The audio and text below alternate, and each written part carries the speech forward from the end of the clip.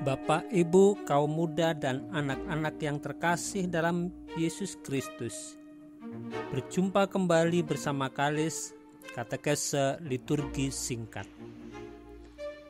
Tema kita pekan ini, bagaimana saya mengikuti Ekaristi. Perayaan Ekaristi merupakan kenangan akan perwujudan cinta Kristus kepada manusia, sebagaimana dikatakan Yesus dalam perjamuan terakhir bersama para muridnya.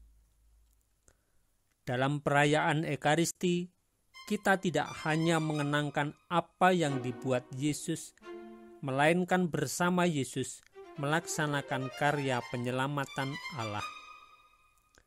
Sebab Yesus sendirilah yang hadir dan memimpin perayaan Ekaristi itu.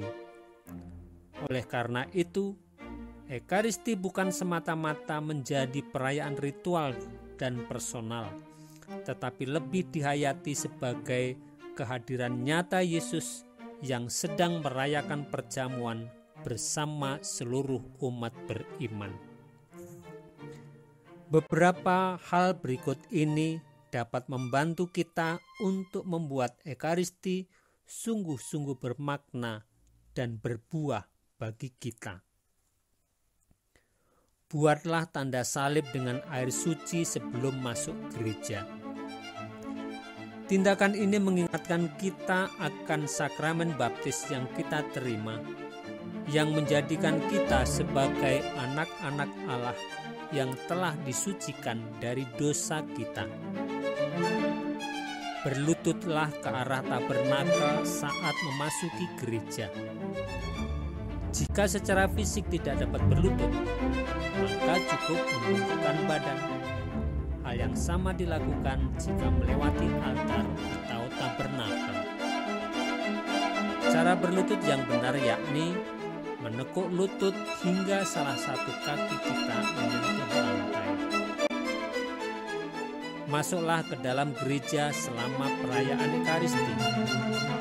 Jika memungkinkan, berusahalah untuk tidak berada di luar gereja dan jangan biarkan berkat Ekaristi berlalu begitu saja.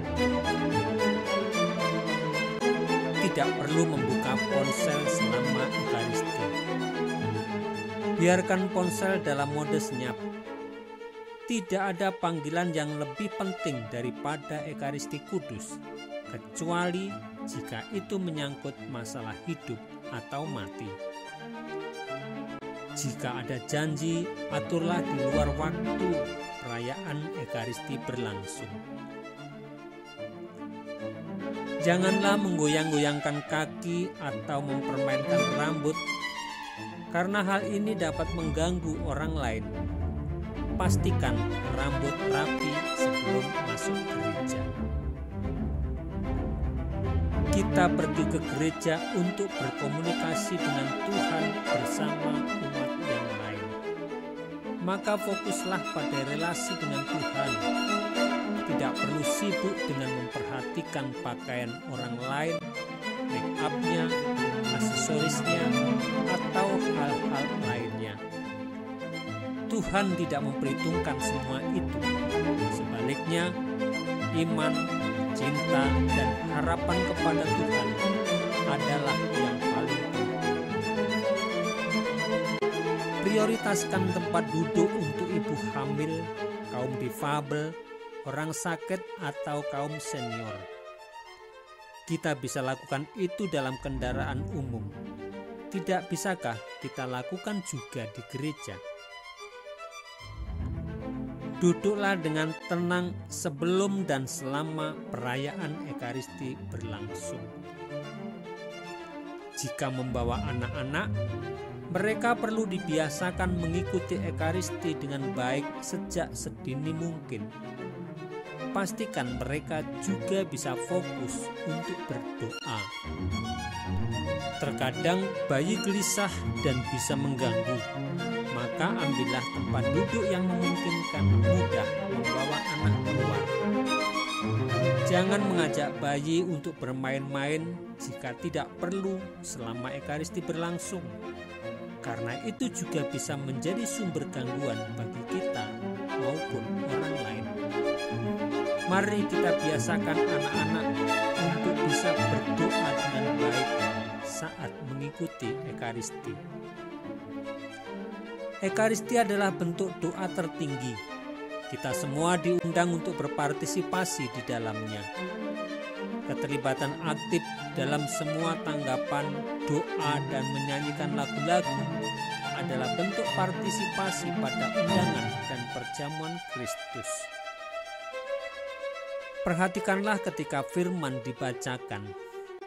Memperhatikan dan mendengarkan firman yang dibacakan menandakan sedang mendengarkan Tuhan yang sedang berbicara. Berperilakulah otentik dan hormat selama Ekaristi berlangsung.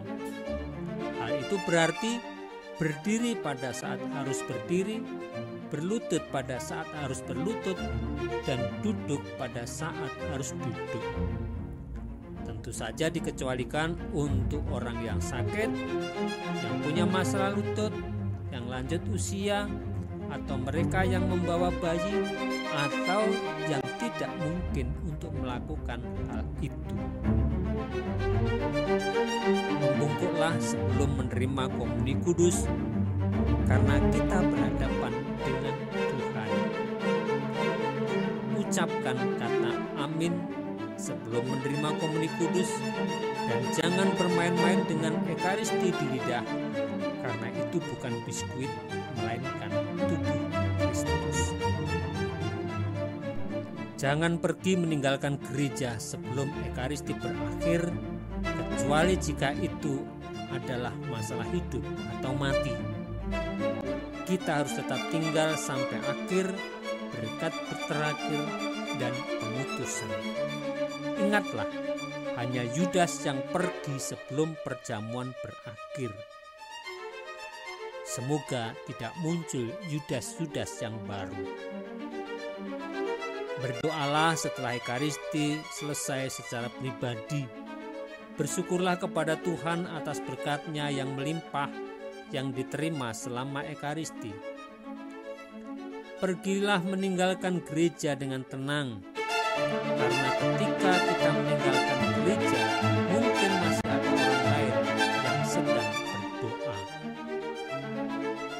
Mari bersama umat yang lain kita hadirkan Ekaristi yang khusyuk, hikmat, sehingga semua yang hadir sungguh-sungguh merasakan kehadiran Tuhan di meja Ekaristi.